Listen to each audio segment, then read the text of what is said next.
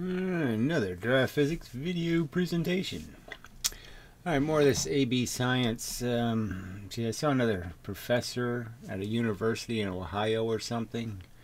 So bad. So, another video for the future. It's a long list. It's just... anyway, so here we are on the subject of mechanical explanations, and he gets to this one finally, halfway through the video. The only one that's really been written up, the only one that's, it is mock gravity. The simple truth is it creates such a perfect inverse square mechanism. It creates such a very nice model for one specific purpose, to illustrate, say, the inverse square law, that to demonstrate it. That it's held on. It has more credibility. But that's basically, it's called mock gravity now, a particle gravity, array gravity. So I guess I'll highlight that point. Yeah, that's what I'll do. Alright, should be properly ready to draw. So you're sitting here saying, okay, we know what gravity is. Gravity is the idea that somehow there's a mechanism that's causing stuff to move into other stuff, and it causes it to move in from any direction. So no matter where I put something, it moves in. So I could just get rid of the somethings and just have the arrows, and you sort of get the idea that what it is just this idea of just the opposite of like what you could think of as a light bulb, where I pump pressure in, okay, into the light bulb, and then what I get is the idea of an equal amount of rays of what I pumped in flying out, so to speak. And that in 3 dimensions, you'd sort of understand that the stuff is spreading. You can see this would be a little bit, and this would be like an explosion. Just like an explosion, all bits fly apart. And they fly apart from each other, not just this way, but also that way. You know, it's in 2 dimensions. And that's just this simple argument that as you're spreading the area of the square that you make at your spread point, say this is the other spread point, the area of this square, okay, ends up being much larger than the distance you're separating it. The area is 4 times the change in the radius, basically, the radii or whatever. Because you're separating distance in both directions, and that's the inverse square law. So all you're saying is it starts at one little tiny point, it goes out like an explosion. So in a sense, mock gravity or Lesage gravity is this. Okay, it's something this simple, this logical, this well, what's the first thing you would consider if you're trying to explain it? What's the first analogy you're going to make? What are you going to take from, oh, that was too high, sorry about that. The square part I drew was not, okay, so the idea is it's separating in both directions. So obviously that's a lot of space you're creating than if you were just separating in one direction. You're separating in both directions, so that's your 4 times the amount of space. Anyway, with just half the change in the distance. So, yeah, if you were to explain this mechanism, you know, like I said, you can understand the explosion. Implosions are kind of more difficult to explain, but you can understand. You could have a vessel like a vacuumed something in a vacuum, and then you could break it all at once on the surface, and then everything would converge in, and that's sort of like the idea of gravity. So again, this is not a very this isn't like some kind of, you're taking a bunch of abstract theories and comparing them or something. I mean, there's one that just stands out as being, well, this is the first one you've got to consider, and the first one you've got to eliminate as a possibility with some sort of really good argument, because that's exactly what it looks like. Again, you know, traditional drawings of the sun, you know, have rays coming out of the sun because it creates the inverse square law. That's what rays do. Waves don't do that. Waves do, I mean, rays do that. Rays do it perfectly. Little piece of something, little piece of something. You know, explosions do it. Those things do it. They don't obey the inverse square law. They create the inverse square law. So they have to be first choices of explanation. All right. That's probably enough. Enough of a premise. So this isn't like there's a whole bunch of different theories and none of them stand out as being, yeah, that's got all the rights. That's the right stuff. Okay, that's got everything. And now we have to just figure out, can we say it can't be true? Do we have any good reason to say that? And I would argue they had reason, but not good reason. They had reasoning, but it wasn't good reasoning. Of the mechanical explanations for gravity. Lesage's theory of gravity. So mechanical as opposed to what?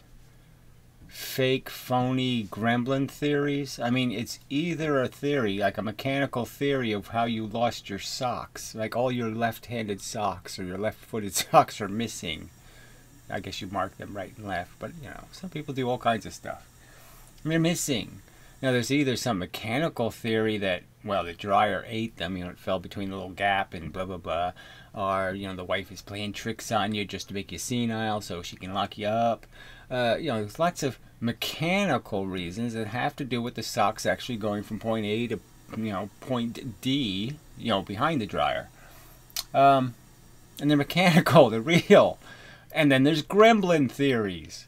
So, you know, here he is talking about mechanical theories like, yes, there's a real explanation, and he's basically just saying gremlins did it. We believe in gremlins, so we don't bother with this mechanical nonsense. We don't need any mechanical theories of physics. We have our woo. And he'll call somebody a woo peddler when he's peddling such a big, fat pile of woo. Ugh. I mean, the ironies here are so heavy. I bet an electron can't get through this atmosphere of irony. There's so much of it.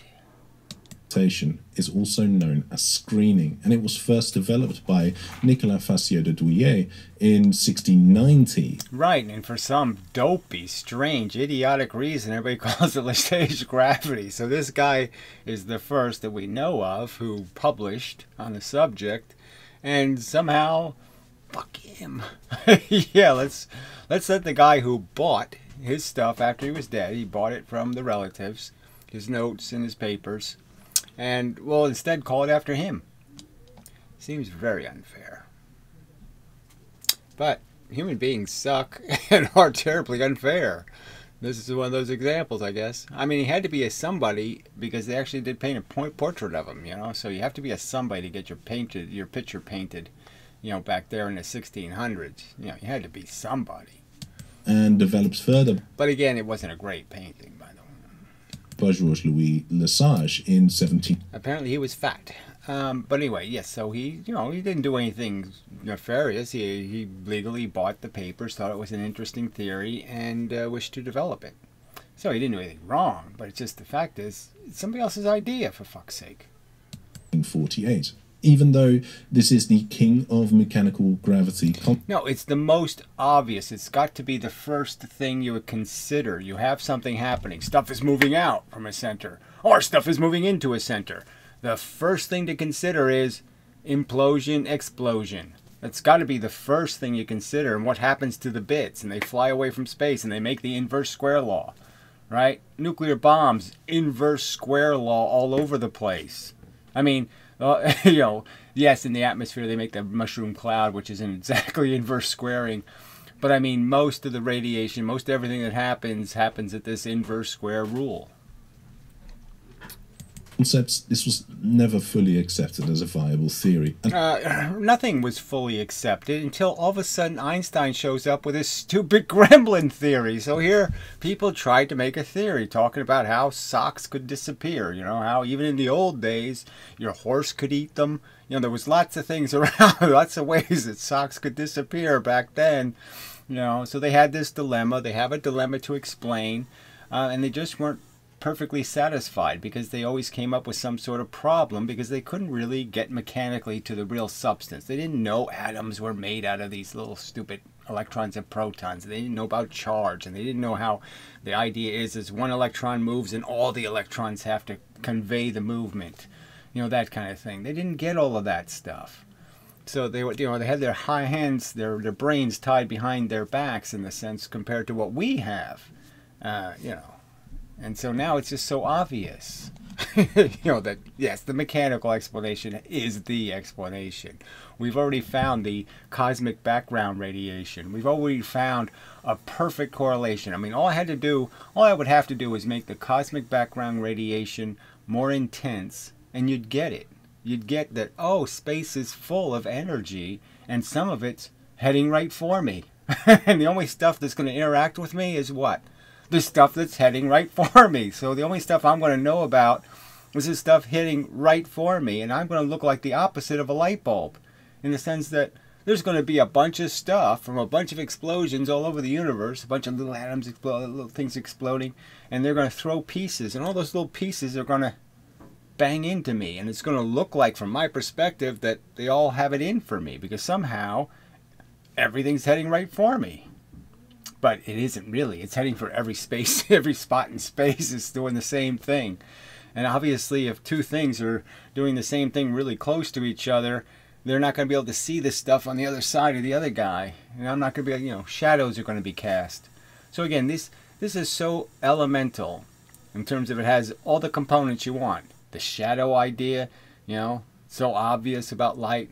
But it's just about light. You can just use the analogy of the sun and just say, what if I reversed it? What if the light went into the sun? If the light was if the sun was a light sucker, what would the world look like? Oh yeah, it look very gravitational. That's what it would look like. First, this was due to the explanations not really offering anything testable, but... So this is just so preposterous. It's so much more testable than a bent space. How the fuck do I test for a bent space? First, I have to somehow grab hold of the bent space. I have to drag some bent space into my lab and sit there and say, well, let's see how hard the bent space is. Let's hit it with a hammer. Let's, No, I can't do a damn fucking thing with this bent space theory. Just like I can't go out and catch gremlins and or the invisible man, or, you know, I can't make a trap. You know, I can't make a net that can catch one of these here gremlins. How do I catch the bent space? The magical nothing that does something. So that's their theory. Nothing does something. That's their theory. You don't have to be a something to do something. No, you can be a nothing and do something. And here he is saying, we're untestable. They were untestable. They were saying things that are just so wacky and strange that we couldn't possibly test this. No, the whole point is, you could test. You could do thought experiments and just point out, hey, you know what? If you got velocity, you have to plow into all this extra force. So how come there's no drag? You can do that. Okay, but you have to do it in the context of understanding, hey, that drag thing is kind of interesting, because it seems like the electrons and the protons are being dragged all over the fucking place. But then when I get this little, you know, nucleic object, you know, this object that has a few electrons and a few protons together, that somehow that arrangement can figure out how to get through the drag. Curious. That's what a scientist would do. If any of you could understand the whole concept of what science is thinking. Science is problem solving. Science is troubleshooting. All you do is nitpick and ridicule. You don't do anything called troubleshoot. Other problems popped up over time. The idea behind screening is that all of space is filled with particles or ultra-mundane corpuscles. Right, moving. Just like if they were from explosions all over the universe. Little things, light bulb exploding. The atom is exploding. Things are exploding all around you. All these little force bits, all the cell phones, all little fucking explosions going on. Little things going pop, pop, pop, pop, pop, pop, pop, little bits flying off. It's about movement. Things are moving. And even if you thought about it like an ether, you know, that the whole thing is like full of this whatever crap. Any movement. I move forward. What happens? More light reflects off me. I move backward. What happens? Less light reflects off me. To you, the camera. Now, if theoretically I did it fast enough, oh, if I move the speed of light away, I'm invisible. Yeah, that's right. I don't exist anymore by magic, right? And if I move forward at the speed of light, I collect every single photon between me and you, or how far I move. Every single one of those photons is now going to be reflected at you all at once. They're all going to be in phase with each other. I'm going to convert them all into stuff that was happening at different moments in time, and they're all going to flood right into you at the same time. Those are real physical phenomena that we can understand exist in the world right now. Right now, it just happens to be a truth that if I could move the speed of light away, I disappear from your vision. You can't see me anymore. I'm totally invisible. Okay, I move towards you at the speed of light. I'm insanely visible. Which have some... I'm burning your flesh off with my visibility because I'm collecting more and more and more photons to throw at you at once. Momentum, and these particles travel in random directions like particles in a gas, and when these particles... Yes, they just happen to be that way, and yes, the whole universe is just full of this stuff like it was a bubble. Just a bubble. And all the energy goes out to the outside and it just bounces back in, and that's all you need. You just need a little bubble universe, and then it's constantly, the stuff is constantly moving forever, the stuff that's moving, and then you have the stuff being hit, and the stuff being hit gets pushed around by the forces, the stuff that's moving, the speed of light. That's all you need. 2 + 2 + 2 physics, simple, done, complete. Universalized, simplified, and mechanicalized. No gremlins necessary. No spooky actions anywhere. Hit proper matter, some are absorbed or deflected, depending on... Yeah, that's a key point, right? Because what is absorption? What is reflection? You don't even have a theory of this stuff yet, you know. You don't. This guy can't tell me exactly what's the difference between the photon that reflects off of a surface and the photon that's transmitted into the surface and then reflected later. You know, what's the difference? Let's say I have some phosphorus, okay, and I shoot energy into it. The energy doesn't come out for a couple of seconds. What's going on? Does it rebound? Does the impact cause it to move because it was a force? Well, then how can it produce a reflection? Isn't that more energy? Haven't I broken conservation laws? On what version you're reading about. In any case, this corresponds to some momentum being transferred to the proper mass. So we take object... And the simple answer is it isn't transferred really, it's used up. You have something moving the speed of light, it has to push something that isn't moving, okay? So it has to go much slower than the speed of light to push the thing that's not moving, and then it released its, you know, take the load out of the dump truck and the dump truck moves faster. That's that simple. I have dump trucks. I put a rock in the dump truck, it moves slower. I take the rock out of the dump truck goes fast again. That's it. So the force loses some energy, loses some time. Okay, time is money, right? Well, time is also energy. So when the dump truck is losing time because it's only going 30 miles an hour and it's supposed to be going 50 because it's got a load of bullshit in its bucket, that's time lost. That's energy lost. Time is energy. We'll call that a news flash. Time is energy.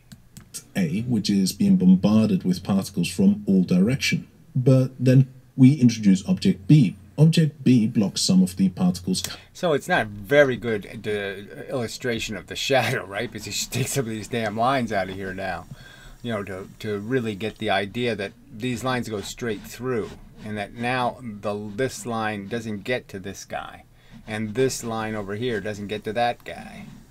It's not a very good drawing of a shadow. Coming in from the direction of where object B is. So that means shadows are inevitable, right? If I put a circular amount of light all the way around two people, you can get that people can move in any orientation and they're still going to be casting a shadow on each other. There's some percentage of the light that just can't hit the other guy because the other guy's in the way. He's using it up. He's got bulldozers with rocks in it. pickup dump trucks, and they can't make the schedule. Just they can't do it. And this means that one side of object A isn't being bombarded with these particles. So the pressure isn't uniform over the surface of A, and there is a net force acting in the direction of object B. You can take the reverse being the case for object B, and object B is accelerated towards object A. There you go. Simple enough. Blah, blah, blah, blah, blah. So here we have mass appearing to attract mass.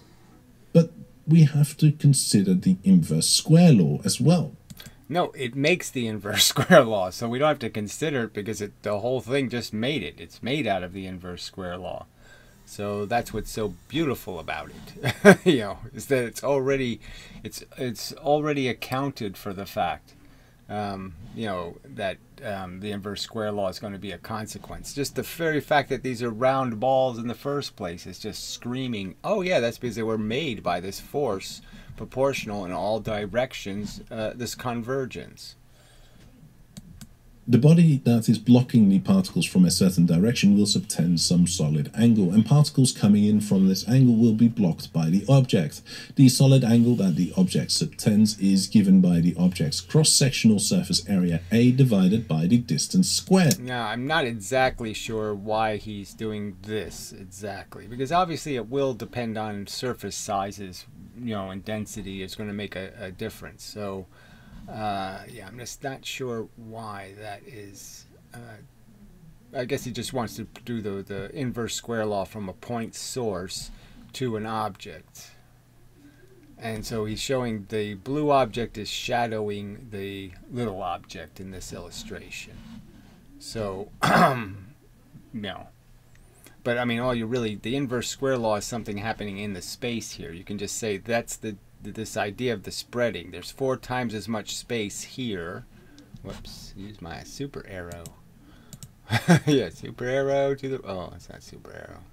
Some other dumbass thing. How come it looked like it? Oh, okay, red highlight. Alright, so this is the object casting the shadow. And so the idea would be the inverse square law is being created right here all by itself. It doesn't even need this object to exist here. It's basically just happening right here as this stuff is spreading in 2 directions. It's moving away from each other, the little bits, say there's a little explosion in the center of that blue thing, and little bits are flying out. Well, the little bits are separating from each other this way, and they're separating from each other this way. That's the inverse square law. So you don't need the other object to illustrate it. The other object doesn't really have any meaning. You could draw it without the other object in the picture, and you could draw the inverse square law. It's, superfluous. Arrow. Put the arrow back, Gary. Okay. Good, Gary. So this satisfies the inverse square law. Where this all goes wrong is when you consider the conservation of energy. Alright, so consider the conservation of energy. It's a nice principle, right? This idea that energy is conserved. And I'd say, yeah, it sort of is, though, because all of this moving of these boulders ends up bringing boulders closer to each other. And that causes more energy in the sense that boulders don't like to be close to each other because they're doing the same thing. In terms of there's force that can get trapped between them. I don't want to get into the whole explanation, but so there's an inverse property of the universe that sort of argues that proximity is energy, and that's what E equals mc squared is sort of telling you. Einstein's basically saying that an atom, which is electrons and protons close to each other, has energy. Okay, there's energy built into that little system. So when you push things closer to each other, there's where you're storing the energy that it cost you in terms of time to move the stupid stuff. But still, all in all, this idea that there has to be a conservation, that is, I can just illustrate that if the dump truck is moving slower because it's carrying the load, and it moves the load from point A to point B, and then another dump truck moves it from point B back to point A, you can clearly illustrate that the universe gained no proximity. Nothing's closer to anything. There's no possibility of getting the energy back. It's a fact that the dump trucks move slower. It's just a fact. And therefore, if you do their total momentum over their lifetime, they had an average speed that was lower than the speed of light. Therefore, they had less momentum. There's no way around it, okay? So, yes, there isn't a conservation of energy. When you put boulders in the universe, you take energy out of the universe. Just a fact. If you think... No, when you put movable boulders, let me just, again, boulders compliant to being pushed. Of the body being in an equilibrium state, and the body is bombarded with these particles from all directions, and we take them... Right, so that's just our superficial thing, right? So this is back to wave theory and the two-slit experiment and doing this seems like, is like thing, and just the dangers that you have to be kind of careful. So yeah, we have this principle that looks pretty solid. Any kind of system we can build, it's pretty hard for us to build a system where we can destroy energy, right? Because we push it into the system, we see it do something, blah, blah, blah, blah, blah. But again, gravity is this thing that's right. It's only that it's so much weaker than charge. We have enough trouble just measuring charge, right? The charge of an electron. And that's 10 times 10 to the 40th, okay? You know, gravity's 10 times 10 to the 40th weaker a force than that force of charge. So it's a very tiny little bit of force that's destroyed by an electron moving from point A to point B. It's a tiny percentage of the universe's energy. And so that's the only problem, is that yes, we don't have scales to measure to watch a little tiny thing absorb energy, consume it. But we can watch the Earth doing it. We can see more's going in that's going out. That's why the moon is trying to crash into the Earth. It's because, in fact, gravity works. It's happening right before our eyes. It has thermal equilibrium. It has violated thermal equilibrium. More is, in fact, going in than is coming out. Mechanism to be that the bodies absorb these particles, then the body would heat up as their energy is absorbed. Right, and that's exactly what happens. The bigger you get, the warmer you get. That's why the sun's on fire. All the other planets have molten cores. So I don't think any of these guys would ever speculate that there's some moon or planet that doesn't have a molten core, because the pressures get insane. You know, the gravitational pressure of all that matter moving, it heats them up. So you do get heat. Now they say it would be insane amounts of heat, because they're saying the particles break into pieces and, you know, all kinds of other crap. That doesn't happen. You just move electrons and protons, and by moving them back and forth, right? And they all argue that's exactly what's taking place, right? Feynman would talk you jiggling, he calls it. You know, everything's jiggling. So it's just funny that he brings up heat when where's all this jiggling coming from? Oh, gravity. Yeah, well, there you go. It ties it together, doesn't it? So we have a universe that's displaying, and it's acting as if everything is jiggling. What do we blame all that jiggling on? Where's it getting all that jiggle from? Oh, you mean if I invent gravity, that'll cause jiggle? Oh, okay. So yeah, the two fit right together then, don't they? Two problem book. I killed two birds with one stone. Maybe I can kill some more and just understand that photons are the same damn thing, just at a frequency. They're just a jiggling force at a frequency. Yay! Simple. But no, I have to believe in gremlins, and if I don't, I'm unreasonable. I'm an unreasonable science denier if I don't believe in the gremlins. The bent spacerites. If we take the mechanism to be that the particles bounce off the body and transfer some momentum, then we run into trouble. Right, so don't do that. Yeah, try something else. Try bulldozer pushing a rolling boulder. Try that instead and see if that works. Yeah. Hint, it does.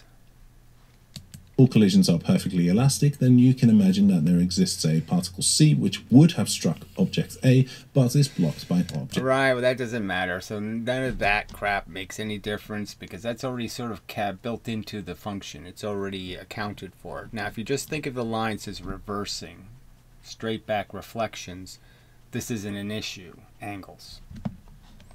So again, it's just on how you know, if you think of the thing, okay, let's make B out of glass, and we'll make A out of banana peels. You know, you can change things like that and say, okay, this one absorbs stuff, this one reflects stuff. It's just not the right way to think about it. There's no possibility of reflection that causes momentum in this case. That's the whole point. You can't do both. You have to do one, push something for a while, and then an opposite force has to create the reflection. You have to wait for the opposite force to show up before you can leave. So the idea would be to think of it as like Velcro. You stick to it, except the Velcro is like cue balls, and when another ball hits, you're released. You're vibrated free. You both reflect. That's the conservational way you can do this mechanics, this kinetics. But see, they just want to do it in some narrow way so they can say it doesn't work. They don't want to think about it. They don't want to say, well, what if we modify that just a little bit and say, oh yeah, it doesn't reflect immediately. It pushes B for a while, and then it reflects. Oh, okay, that works. Yeah, they don't want to, see, they just don't want to, their intent is to dismiss. Their intent isn't to find the truth. So again, these are like shyster lawyers at trial. They're just trying to make all the witnesses look like assholes. They're just bringing up, well, I heard that you had a foot fetish when you were 17 years old and that you licked your neighbor's feet and blah, blah, blah. And it was a whole big incident and the New York Times headline and blah, blah, blah, blah, blah. You know, so therefore you can't be a witness. You know, you can't say, yeah, I saw the whole thing because we're going to make you incredible. And that's all they're trying to do here. They're just playing little lawyer tricks. They're not being fair to the evidence. They're not fair to the history. They're not fair to me. Period. B. But it is equally likely that there's a particle D which would not have struck object A and now would strike object B and be deflected to strike object A. Equal likelihood? No. But anyway. As a result, nothing would happen, so we have to conclude that the collisions between the particles in proper matter are inelastic, and this means that some energy must be lost in the form of heat. And considering the magnitude of the force. So inelastic just means that you don't necessarily reflect immediately. And this is true of even things like trampolines or something, right? They don't give back what you throw at them instantly, right? They grab it, store it, and then release it, okay? So it's a little more complicated than just saying there's only two things in the universe, elastic or inelastic. Because there's lots of stuff playing with those words. There's lots of stuff in some weird middle ground. Forces we are dealing with, a lot of heat. Lessage's theory is interesting. When you go from the start, it seems pretty sensible, and it appears to... Yeah, that's right. That's the thing that's just so amazing, is that it's so hidden from the average person. I had no idea, you know. They never mentioned it in high school, never, no, nothing, not even a clue that you had some choice to believe a rational theory rather than this stupid religion. So it's like a kid growing up in Islam, and they're just not given any of these details about, oh, there was this Darwin guy, and he has this whole theory, of this mechanical theory of how, you know, evolution works, and we don't have to have creators and gremlins and spooks and wooey nonsense, and nothing doesn't do something and all that kind of crap. Kind of like the Holy Ghost, right? Except he's something that does nothing. Yeah, so it's like the opposite. But anyway, you know, so yeah, you know, it's really disappointing that, you know, the first choice theory was totally ignored. The work, it describes how mass appears to attract mass, and it can even describe how the force is proportional to mass. Let's understand that they use it, okay? I can play again the Leonard Susskind video of doing third year general relativity crap, relativity arguments, and he's teaching it as mock gravity. He's teaching it as a substance moving, converging. As the cherry on top, it also obeys the inverse square law. But you So let's understand, it creates the inverse square law. I mean, it's just so obvious. The explosion creates the inverse square law. Just understand, something going from a little area to a big area, that's the inverse square law. All you're really saying is it's spherical. Okay, it's just a spherical dynamic. The surface of the circle gets bigger and bigger and bigger as you go further and further out. It has to cover the same area. You have the same number of little grains of sand, and the surface the sand is on is getting bigger and bigger and bigger. So obviously the amount of energy per square inch of surface is getting weaker and weaker and weaker. So it creates the inverse square law. It doesn't obey it. It creates it. Unlike their bent space woo. Also have to evaluate the ideas in the context of the time, and there wasn't really any notion of thermodynamics, and there wasn't really much of a formal definition of energy.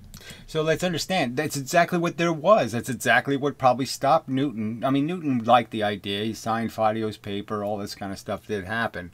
But clearly he probably did exactly this. He drew it on a piece of paper and found, oh yeah, this angle thing could happen. If the reflections are a certain way, then that's going to be a problem, so it can't reflect. But then how does it absorb energy? And, you know, he was probably doing the same exact thing you jerks are doing, okay, in terms of dismissing it. But the point is jerks now understand, oh, the electrons and protons have a very strange dynamic already. They have this thing called charge. They're already doing something quite wacky. And we have magnetism to throw into this pile also. Another unsourced energy.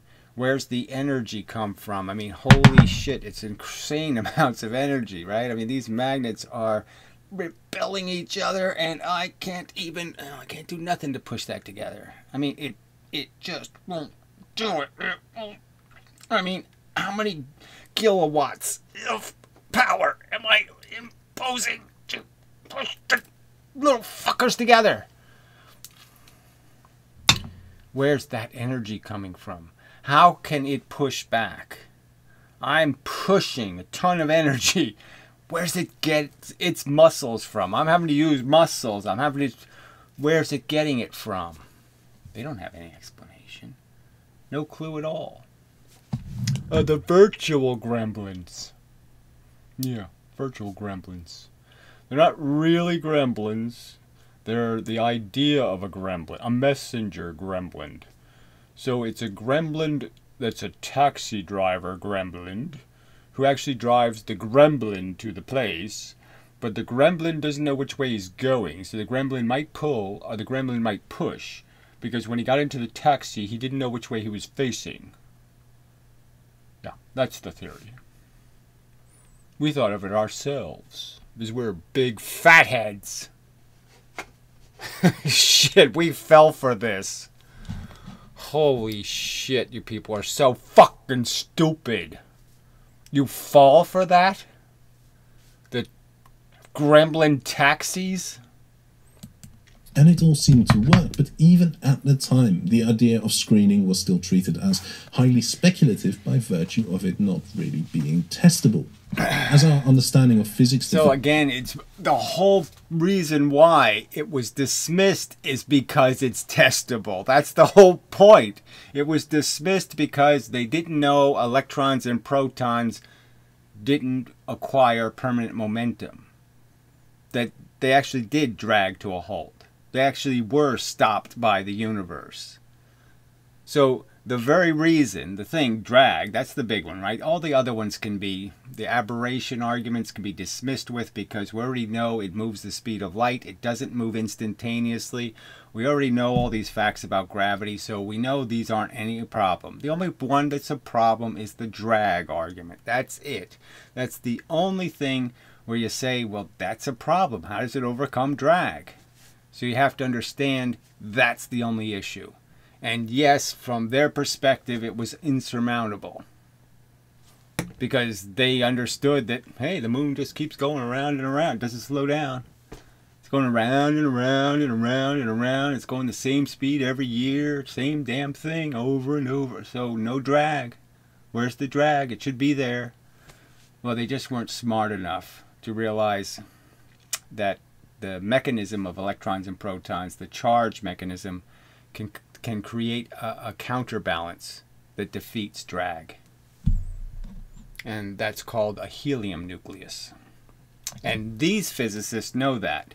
These physicists know helium nuclei is the only matter that can do what a photon does. It's the only matter that can go all the way across space and hit us in the eye, hit us in the face. That's it. The only thing that can duplicate what a photon does is a helium nucleus. I mean, a wrench will do it, and an asteroid, lots of things can do it. I'm just saying the smallest thing that can do it is a kind of a big thing. The idea fluctuated in its acceptance. The development of thermodynamics then pretty much killed it. But at the end of the 19th... Yeah, no, what just killed it is you wanted to jump to a conclusion. So the 1900s were the years you just said, oh, the century has turned, let's all just jump to conclusions.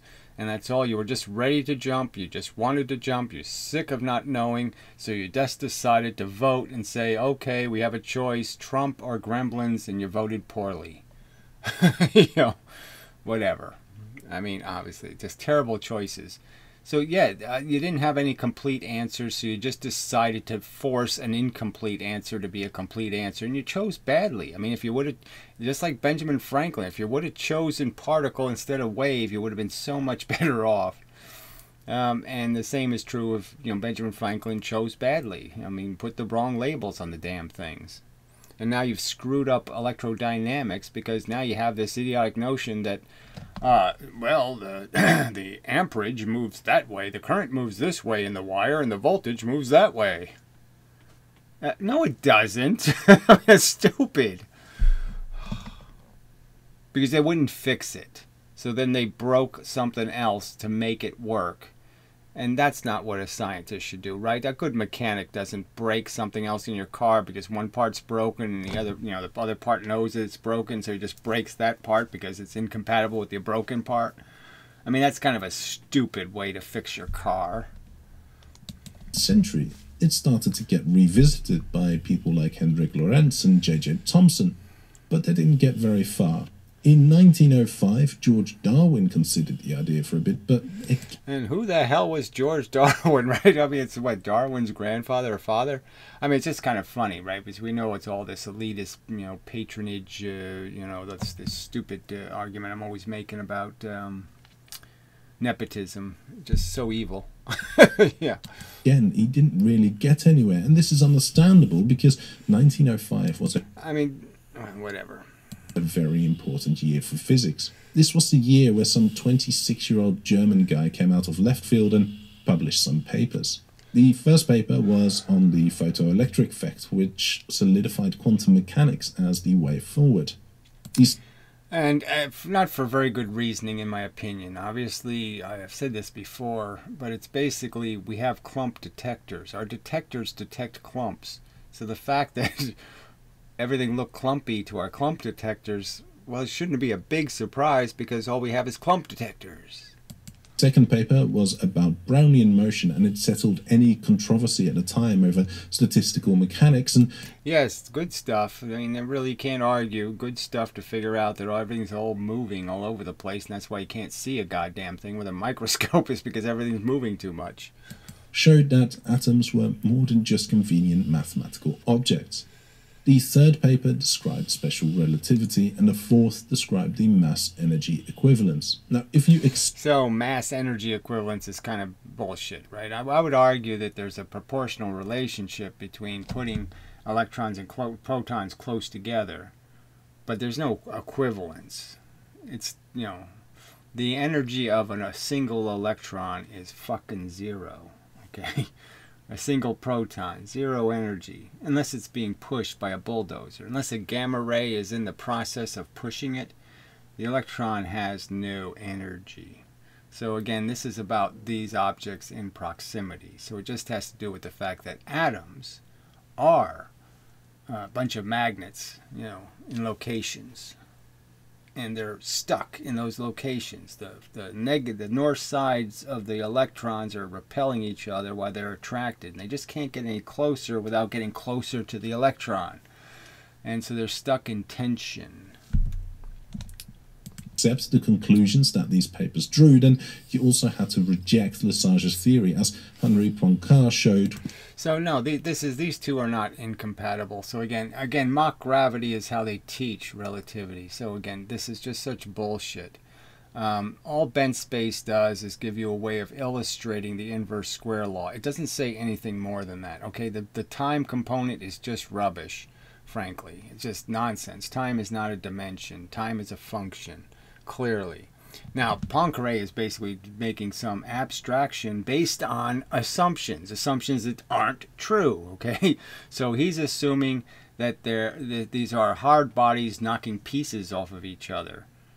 And that's not the argument. The argument is the momentum has to be absorbed to move the object. You have to use gasoline. The truck burns its energy. It burns its velocity. Just like the runner burns its energy to go around the curve, the same thing is true here. To move the matter, the energy has to sacrifice its momentum. So there's no heat problem. And there's no, this whole idea that this stuff has to be moving 10 zillion times the speed of light. Again, it would have been stupid for somebody to even theorize that gravity moved any faster than the speed of light. In my opinion, there's just no reason to believe it. They already had the evidence. Frankly, that all this stuff was, the whole point is moving slow is what gives you a universe. If things happened instantaneously somewhere, if it happened, if you could get to point B at the same time you left point B, there wouldn't be a universe. The whole reason why we have something to experience is because it does take time for events to happen. Nothing can go from point A to point B instantaneously. It would be ludicrous, because as soon as somebody figured out how to do that, everybody would be doing it. Everybody would say, why am I wasting time doing it slow when I can do it instantaneously? I mean, shit. With some calculations in 1908. The problem was drag. Now, drag... There we go. That's the magic word, yes. And it is a big problem. I got smacked right in the face with it when I started here. I came up with a particle theory and it was like doing the same thing as Faudio, saying, oh, look how brilliant I am. I got a great idea. And, ooh, that makes a mess out of it, doesn't it? That old drag crap. But working and endeavoring to persevere, and I figured it out. So, not so big a problem after all. It had already been identified as a problem in Lesage's theory, but Poincaré... It would be a problem in your theory if you actually had something other than gremlins, right? See, if I make people live, like, that steal the socks. If I make a mechanical thing, it leaves footprints, it leaves fingerprints, it has a real consequence. But they invent these fake physics of dark matter. Why do they invent this shit? Oh, because it does the one thing they want to have happen, steal the socks, and it doesn't do anything else. There's no other implication. It doesn't have, it's Invisible Man. So it's for free. No consequences. So it's physics without consequences. It's just, it should, right, you should immediately just be saying, oh, come on. You can't give me a better theory than that. Really demonstrated how big the problem was. According to the idea of screening, there are more particles coming in towards the Earth on the nighttime side as they do on the daytime side. Well, obviously, light is a real thing, and it really does push objects, but it's such a tiny amount of light. Okay, light is a tiny fraction of the energy in the universe. It's a tiny, tiny, tiny, minuscule fraction of it. Now, yeah, it really affects us, okay? I mean, our skin can get ionized, and it can burn it off, and all that kind of crap. But it means nothing to the Earth. I mean, per square meter, you're talking about less than 1,000 watts of energy. All right? It's not nearly enough to push the Earth anywhere. So why are we talking about light?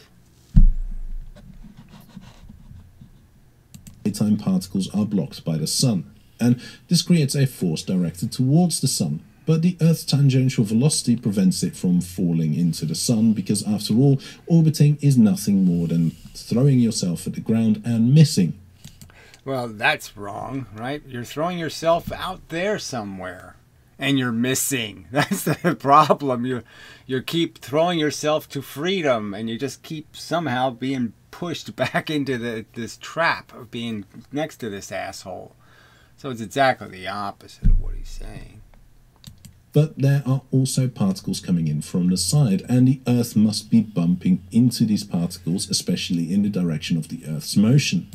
Right, so the simple, you don't have to think about to the side or to the anything. All you have to think about is the fact is when you move into the force, more force is hitting you, right? So if I'm moving into more photons, then I'm having to overcome all of that extra bombardment to reflect more light to you. And that's a fact. And so I have to explain how I got the energy. Where did I get the energy from to keep doing that forever, so to speak? Where did I get the energy to keep overcoming that pressure? And that's where you have to come up with a physical mechanism capable, okay, of pushing back. If an object moves at a speed v in one direction in a medium where the particles have an average velocity of vg, then the rate at which it encounters particles on its leading face is increased by vg plus v over vg. But not instantaneously. So the huge mistake in this formula is we know everything happens over time. So we know that it isn't true that you'll immediately get a boxcar. Like if I roll dice, I could get a boxcars 10 years from now, right? I could just keep rolling and I'm just not getting any boxcars. It's theoretically possible that it could take 1,000 rolls until I roll boxcars. That's within the realm of a possibility. So the fact is that yes, this extra pressure will affect you, but it doesn't affect you immediately. So there's always this interval of time, okay, where it can't affect you yesterday. So it can only affect you in the future, but it can only affect you in the future by some variance. So you can understand that that's sort of one of these tricks, right? That nature creates this. There's no going backward. And so you're stuck with this imbalance, this asymmetry, as they call those things, right? Imbalances are called asymmetries. So there's a lack of symmetry in the balance of how this force comes back at you. So when you do plow into an extra force, the extra force can be in all kinds of different locations. Like you could happen to go into extra force where there was 6 of them right here, and so you went into a whole bunch of extra force. Or the extra force could have been spread out way back here. There could be 6 way back here, but it's a time thing, right? So it's not going to happen right away. So you'll have this ability to travel into the extra force and not have it affect you for a while.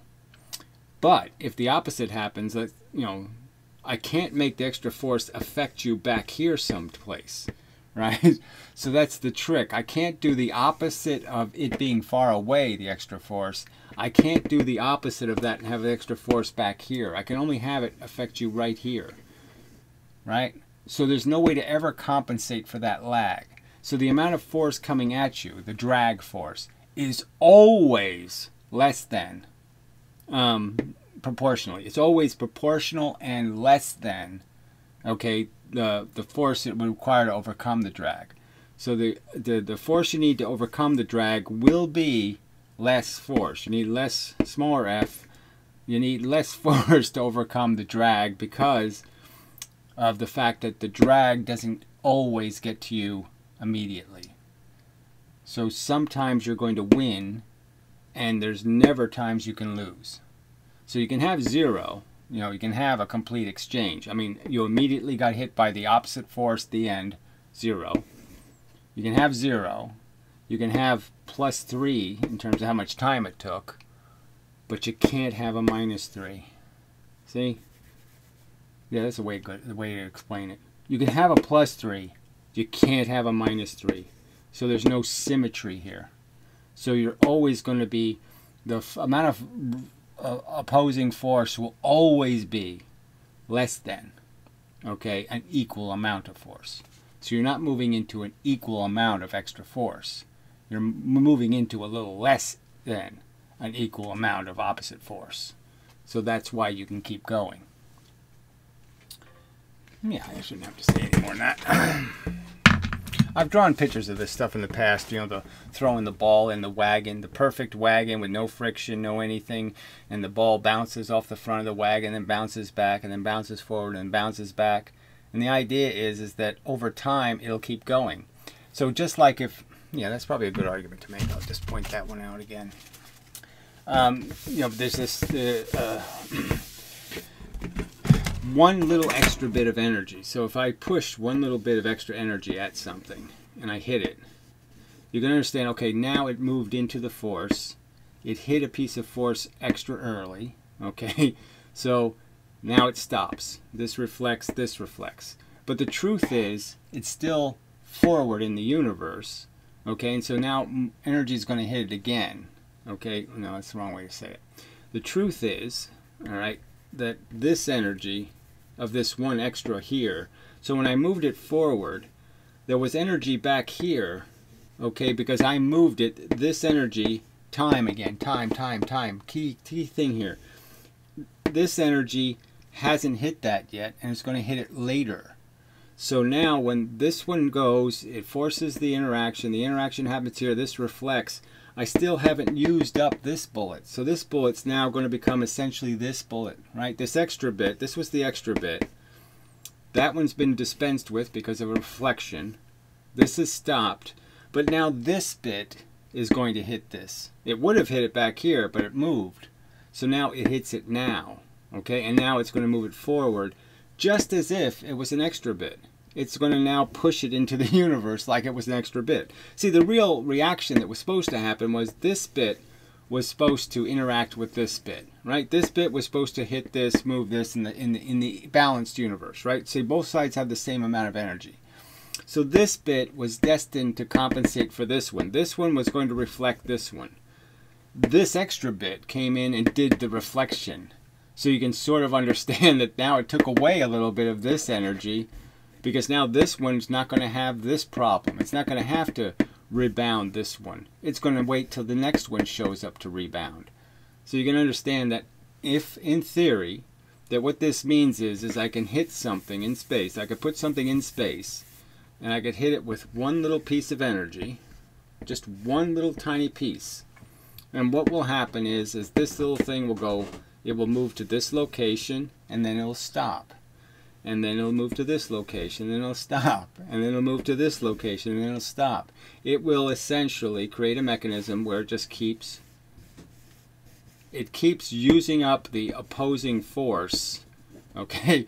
And that means that the next move is going to be this side's got a little extra pressure in it. When I use up the opposing force, it means I have more energy over here. So the energy balance is always in this side's favor because this one has the true extra bit. This side never had an extra bit, no extra bit. It doesn't have an extra bit. It can't compensate ever for the extra bit from this side. So all I have to do is I have a gigantic universe with two things on either side of it. All I have to do is hit it with one little piece of energy. You know, the whole energy, the universe has an equal amount of energy in it. Just one little piece, and it's going to herky-jerky its way all the way across the universe. So the drag isn't going to stop it. There is fundamentally no drag when you really understand the fact that there's this bit kills energy from this side. When I put extra energy on this side, I've killed energy on this side. Therefore, I've undone the drag because even though I'm going into more energy, I made the energy I'm going into less effective because I killed some of it already by putting that extra bit in. All right, I think that's those of you with I can't even say there's some of you who can do reasoning, but some reasoning skills, they could probably see, oh yeah, I get what you're saying. But most of you will just go, huh? What do you say? Are there any fluffy bunnies in this video? I like fluffy bunnies. Anyway, I hate this planet. Hate it. Just absolutely hate it here. Hate it. on its trailing phase, it is decreased by Vg minus V over Vg. So the drag force is given by the difference of these multiplied by some reference value for force. This should... So again, he's taken time out of it, which is the key ingredient. The balance is over, well, as I just pointed out, it really doesn't. So the formula is incorrect because it doesn't account for the fact that energy was used to move the object.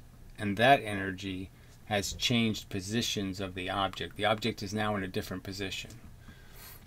Look, I can make the simple argument. The sun is precessing. The center of the sun's gravity is precessing. And that's why Mercury is precessing. I mean, you know, there's simple explanations or silly explanations. You choose. Tell you something interesting. The velocity of the particles is in the denominator, and there is some reference value of force due to the particles in the numerator. And there is an issue. The Earth is in orbit, and to maintain its tangential velocity, drag must be negligible. Otherwise, the Earth would just crash in. Right. So the Earth is made out of lots of nuclei. That's the key ingredient, right? We know the nucleuses can do this go forever thing through the drag. So we know having a nucleus to an atom, having a helium nuclei are better. That's the key. If you got some of those hydrogen nuclei, you'll be just fine. Okay? No hydrogen nuclei, you might be in big trouble. To the sun very quickly. And this means that either the force due to the particles is small, or the velocity of the particles is really big. And that or okay, there is something else happening in the universe, and it's called charge, and it causes two different kinds of interactions. One interaction that instills momentum, and one interaction that just changes the direction of the force. And if you can change the direction of the force, you can overcome drag. You can take energy going in some other direction and apply it to the direction you want to go. Force represents the momentum transferred from the particles to the mass to account for gravity. So this cannot be negligible, and as a result, Vg must be really big. Poincaré calculated that the lowest limit for the velocity of the particles must be at least 10 to the 15 times the speed of light. Right, which would be ludicrous, and obviously that would just eviscerate and blow everything to pieces. So obviously, that's silly. Silly. Or 10 to the 17 times if we are being a bit more conservative. This is why, if you accept Einstein's conclusions in the 1905 papers, you cannot accept Lesage's theory. Of course, special relativity didn't... Oh, well, that's just nonsense. Again, you can accept Einstein's statement, because Einstein's statement is mush. The inverse square law is made by an inverse square relationship between this fluid stuff, this stuff, bending stuff. There's a geodesic that looks just like it. Looks just like a funnel. Yeah. Coincidentally. You know, I mean, it's not a theory. There's nothing. It's just vacuous bibble babble. It doesn't say anything. The nothing tells the something where to go. So the electron is sitting here in space. And because the space is bent, it says, oh, the space is bent. Oh, I can see that the space is bent. Oh, I have to go that way because the space is bent. I mean, it's a silly explanation. How does it see that? You know, how does the bending happen? How exactly does the space do this bending thing? Really have an experimental backing at this point, and so again, you have no experimental backing, zero, zip, nothing, absolutely zero. So the Eddington headline, Einstein right about photons being bent twice as much by gravity. Well, the fact that photons are even bent by gravity is still in dispute, or still disputable, and still a huge weird aberration. Why are photons fundamentally different, right, than all the other forms of radiation moving the speed of light? So all the other things moving the speed of light aren't affected by gravity. And somehow the magical photon isn't just affected by gravity. No, it's affected twice as much by gravity. And you have less than ordinary evidence proving that. an experiment never done with better technology in 120 years, or 100 years. Not done from space, where it's so much easier. I mean, bullshit. Well, still bullshit. This is BS science. Carried on trying to make Lesage's theory work, but thermodynamics still kills the theory. So it really doesn't. Again, all you have to do is think about it a little bit harder. Okay, do a little bit of finagling and moving things around. Thought experiments. Yeah. The energy that must be absorbed by the Earth from these particles would be around 10 to the 21 times the power output of the Sun, again as calculated by Poincare. Right, it's Poincare, as I've heard it pronounced, frankly. I haven't heard anybody call him Poincare. But whatever. Poincare. I don't know. Poincare? Poincare. Poincare. Poincare. Yeah, that's even better. Anyway, you have to do that little, whatever, lispy French thing, I guess. In the meantime, Einstein threw everything out and being liberated from the notion of an ether. Oh, so more nonsense, right? So again, Einstein's own words, the quote's out there. Yeah, it's an ether. What do you think? I bent nothing? Of course I didn't bend nothing. It must be bending something. He started playing with different ideas to come up with general relativity. Chromebooks don't just start fast. All right, so ads finally. But you know, see, he talks like he's such a phony. This guy, right? Because he says to at the end of the video, it's like, oh, don't give me money. People want to give even more. They want to be super double, especially love me Patreons and give even more money every month. And I say no, don't do that. Go help out your friends and family and community, because your community's all unemployed, and go help them. Well, I think the whole point is for you to take the ads off the videos, retard. I think these people are saying, I support your science, and I like to do something to help. And know what would really help? Is you took those stupid fucking ads off your videos. Yeah, so, just too stupid. They stay fast over time. So you can get to work fast, and get to not work fast too. Okay. Okay, and it's not like it's a choice video, right? He's forcing me to watch this. He's not letting me skip the damn thing. No, he's saying, I'm going to force it on you. Off. Switch to starting fast and staying fast. Switch to Chromebook. As the overwhelming evidence... I mean, there's something dramatically wrong with videos talking about all this, high-minded physics crap, complex stuff, really, blah, blah, blah, blah, blah. And even having a commercial at all, right?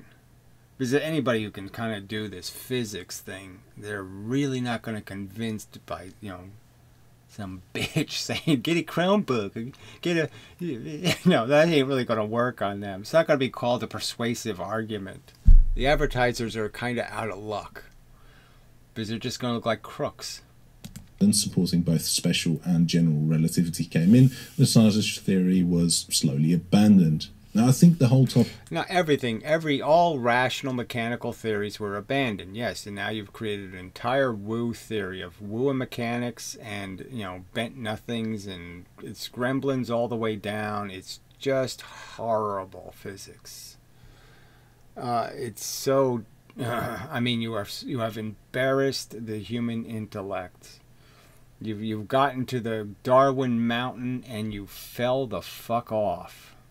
I mean, Darwin took you somewhere and you fell in a sulfur pit. You just blew it. You fucked it up. Is very interesting, although I can't really do it justice without a whole team of science historians digging through the records. After all, my videos are really nothing more than me talking shit with some PowerPoint animation. Oh, good. So I'm glad you call it what it is, shit. But I thought that I would cover it as different mechanical gravity. You should have covered it the way the guy who initiated the subject wanted you to cover it, which was he wanted you to explain why it can't be. frameworks are largely ignored in your standard science outreach content. Normally you will get a narrative which is along the lines of all narratives by you also are storytelling. You just tell us fucking stories. Just like you said, well, accelerators prove electrons aren't affected by drag. Well, no, they really don't. If you take an accelerator apart, you'll see there's lots of drag in there. And figured out a thing, and no one knew what the mechanism was. Nothing really happened until about 230 years later, when Einstein came along with general relativity. Came along with just, let's forget about being rational and just make up crappy, silly, spooky action theories. And then he complained about other people's spooky action theories. It's so ironic. He invents a spooky action theory and then complains that other people have spooky action theories. Since then, we've been happy bunnies. And this is... Right, you have been. My whole life have been quite unhappy with these silly, fucking idiotic conversations about your little wooey wavicles. Stupid. Silly. It's got sissy cooties all over it. It's so ugly and stupid. Oh, come on. It's fucking jellyfish crap. Simply untrue, and it doesn't really set the scene correctly for the theory of general relativity, because even GR is often painted as coming out of nowhere, as if the only reason why Einstein looked into gravity was because he was bored. But when you introduce... No, but clearly it's such an empty description. I mean, again, it's just saying inverse square law with a tablecloth. I mean... what the fuck? Any asshole can do that. I mean, Newton would be like, oh, what? You would have given me New York Times headlines and ticker tape parades, and all I had to do was say, gravity's like a tablecloth. Well, duh. Yeah, I could have told you that. Because gravity's causing gravity then. Fuck. Lessage's theory of gravitation, it all makes more sense historically. The dominant narrative is that people just accepted Newton's framework and the lack of a mechanism and moved on with their lives. And some... None of that. That's not anything like what the real history is. They're all searching for the unification, the trigger. They're all trying to make sense out of magnetization and electricity, and all this stuff was incredibly interesting, and so that's just horseshit.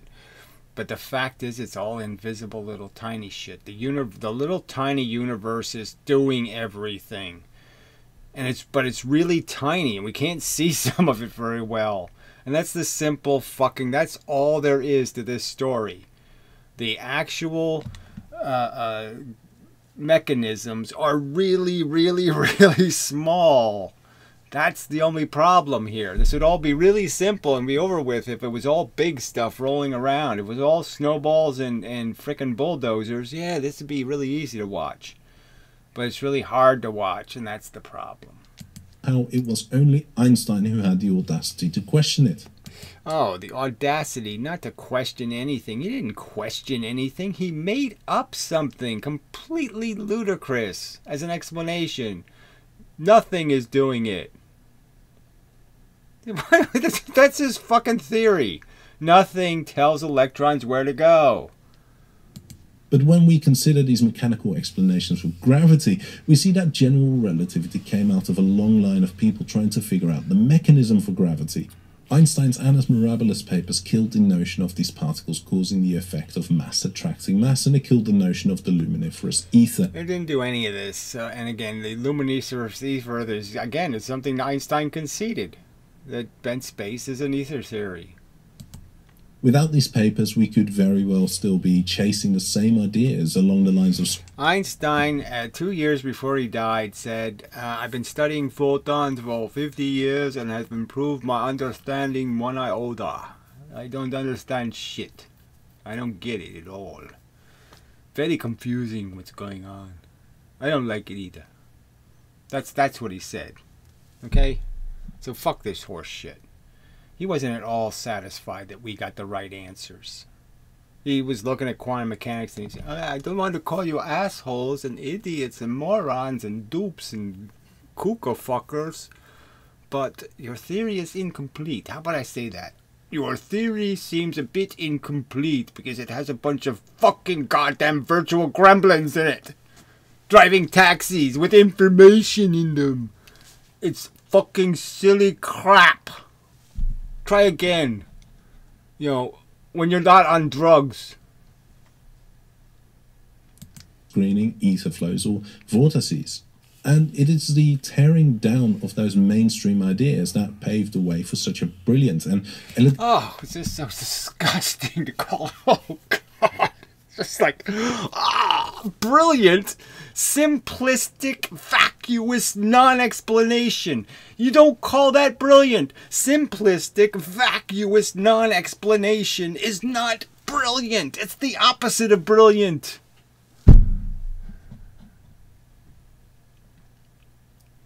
Fuck.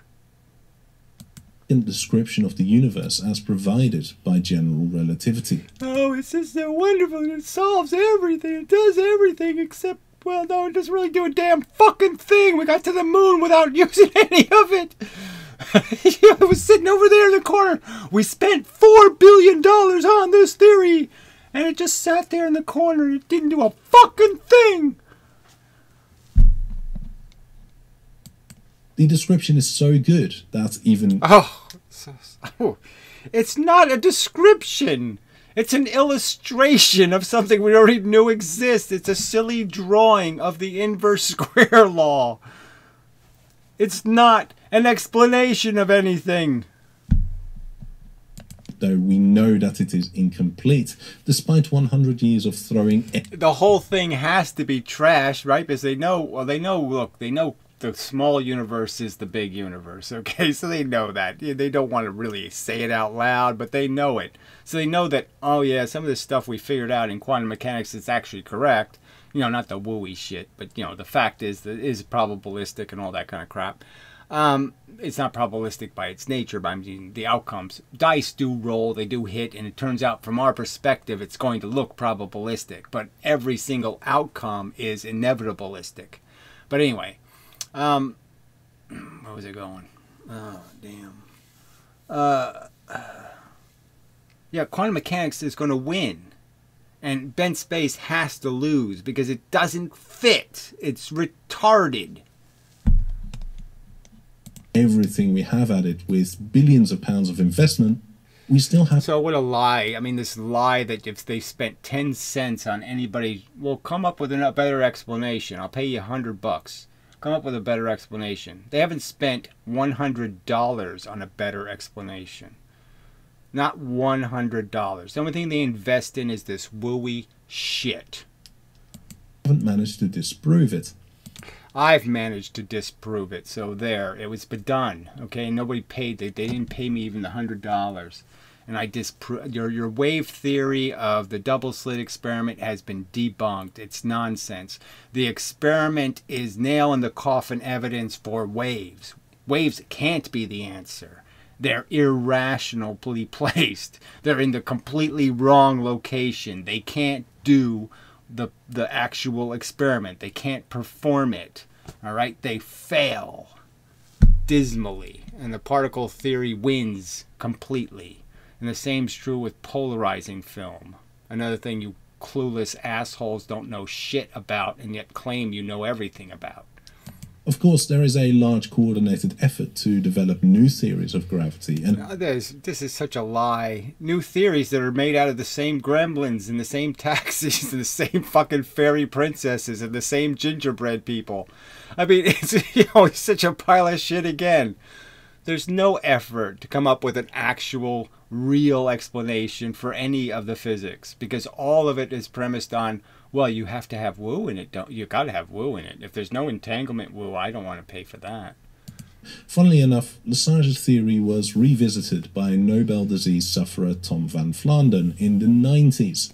His conclusion was that gravity propagates at 20 billion times the speed of light. Right, well, that's just pretty fucking idiotic. So I don't know why that guy gets a mention, but the person who provoked this video doesn't get a mention. Why don't you just mention the context of the video? Oh yeah, well, there's this guy, this angry, stupid creep who sits there and tells people that, yes, there is a simple explanation, that we don't have to believe in invisible causes, the non-caused cause. You can believe in a mechanical universe and do it reasonably. light. Of course, we know that one to be incorrect now. We have directly observed neutrons. Oh, so we haven't directly observed. I mean, he calls it direct observation. So let's understand, LIGO hasn't directly observed a fucking thing. They've never even demonstrated they can listen to a pin drop. They haven't shown us any evidence that they come anywhere close to detecting the tiny amounts of fluctuations in energy in the universe they're claiming to have detected. So again, it's not even close to a direct observation of a goddamn thing.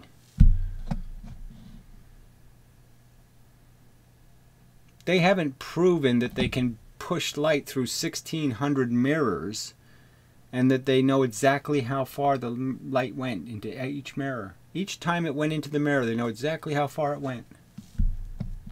They haven't proven that. Star collisions and measured the resultant gravitational waves at the same time, and this shows that gravity propagates at the same speed as light. Yeah, well, you'll find out that they got the one in Europe, they got one. They're going to have one in Japan, and guess what? They're never going to have. Oh yeah, we detected it on all three detectors. What do you think the odds are it's going to happen, right? Let's realistically talk about, well, does he really? Well, yeah, they can do their chicanery thing. They can force it to happen, obviously. They could lie and cheat. But, you know, it ain't going to happen. Finally, I will quickly mention that there is, of course, an effort to develop a particle theory of gravity with quantum mechanical descriptions. Well, then it wouldn't be particles. It would be wavicle theory. So again, they keep lying that quantum mechanics has something to do with a particle when all it has to do with is de Broglie bullshit about how we're all jellyfish and we're all waving somewhere. I'm not a fucking jellyfish. I'm not waving anything. None of these bear any resemblance to any of the ideas that we have discussed here. So, Woo Peddler, shut up. So I don't know who Woo Peddler is, so he just makes this weird statement. Woo Peddler, shut up. Okay, because he's arguing that some wacko, has some jellyfish theory. I don't know. So, just more evidence of how indirect these people are, how, dishonest they are, really. So with that, I would like to thank my patrons who know who they are and how awesome they are. And of course, my newest patron, Dino Ridgway, who also gave me the idea to look into this. Right. So that's the bitch. I guess, right? We'll call her a bitch. It's Diana, is it? Is that the person's name? Who got pissed off and decided to go finance this blowhard. This fucking asshole just telling little fairy religious stories. Okay, no evidence, just stories. That's all they have. When you go look at their evidence, it sucks. I have also started a Ko-fi or Ko-fi or Ko-fefe page, however the fuck you want. Yeah, that's right. You've joined in. Why not just do it all, right? Do Twitter and Ass Cheek and whatever, butt hair. Yeah, join every fucking idiotic club. Shit. Go kiss Google. To pronounce it, and this will be for those who wish to impart one-off donations. However, I have received messages from people who want to make larger one-off donations, and although possible on this platform, I will publicly repeat the reply I've given to those people in private. Oh, please, please, please, please. No, no, no. I'll just put ads on the video, right? That's cool. Everybody loves ads. It makes the video so much nicer to watch. I mean, it's just really great to do educational videos with fucking gratuitous propaganda shoved in there. Who wouldn't support that? Yeah, don't give me money not to put ads on, right? That would be terrible. If you want to give me money so I take ads off, well, that would be an awful idea. These ads are fun. Please consider local community resilience initiatives first, and I would like to emphasize... Oh yes, your sincerity is just, I'm so tuned into it. My jellyfish radar is just saying, oh yeah, he's flapping this really true. He's such a real, he loves, he just cares so much about people. Oh, Yeah, I'm not believing you, fuckhead. The word local. These are hard times for many people, and it may not get much better for many anytime soon. Focus on your... Yeah, why don't you just tell them to vote against another collider because that would be really dumb. Yes, it'll pay a lot of physicists to walk around in circles, but yeah, it'd be a waste of money. Valuable resources. Community first. Any donations I receive are greatly appreciated, but they are just a bonus for me. My basics are covered without them. Your neighbor's basics may not be. Then how come you have ads on the videos? What's your strategy there? I have all I need. I got enough guitars, but yeah, I sort of want, you know, a Hendrix guitar, and that's going to cost me 12 grand or, you know, 22 grand. And, you know, it's one he sat on accidentally on a bus, okay? So, yeah, he didn't really play it. He just sat on it. But anyway, I want to get that guitar, and, you know, so I'll put ads on the video. Because fuck the science. The guitar's important. I mean, it doesn't make any sense. And again, if it was just an ad, if it was just little ads, who cares? But it's one of these ones you have to watch. I mean, fuck. Oh, it's not my fault. It's not my fault. Yeah, it is. Thank you all for watching, and until next time. Yeah, fuck you. That's all I got to say to that. Anyway, so next time what we'll do is we'll read some of the moronic comments. All these little jack-whack morons that pay this asshole to fucking cite this propaganda horseshit bullshit. So again, I'll just repeat, he has blocked me. I cannot comment apparently. So all of my response comments have disappeared. So, you know, just trying to make it indicate that what? Nobody responded. Yeah, I responded. Yeah. Counter-argued. Oh, no, you can't have any of that. Because they're propagandists.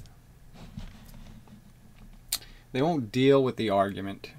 All they'll do is attempt to assassinate my character, but they'll never come anywhere close to dealing with any of the arguments raised.